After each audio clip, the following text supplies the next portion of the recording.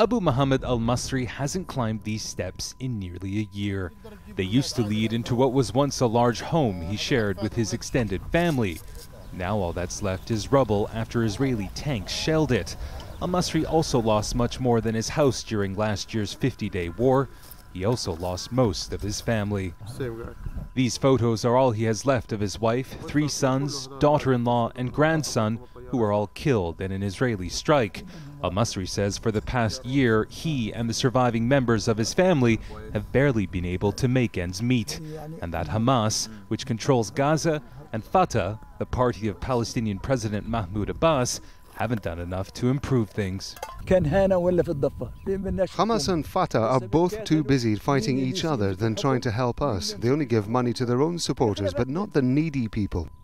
Only God can help us.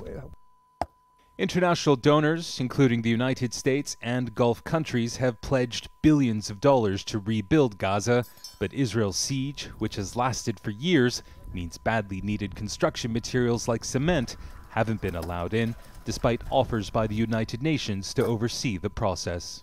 Israel's continuing blockade of Gaza means just 1% of reconstruction material needed for Gaza has been delivered. According to the United Nations, the influx of goods is so slow that it could take up to 30 years to rebuild.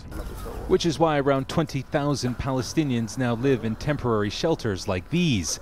Most don't have electricity or running water, and extended families often have to share just one room. As living conditions worsen, many here are becoming increasingly angry. Senior Hamas spokesman Ghazi Hamid says he understands the frustration. I feel people are suffering, that's right. We have to do everything to help people. We have to do everything, for example, to open the crossings, to give a chance for the reconstruction. But as I said, this is now the mission of Hamas and Fatah in order to work together and to put all the differences behind their back. That's small comfort to Abu Muhammad al-Masri. At 80 years old, he's now the main guardian of his 4 young grandsons after their parents were killed.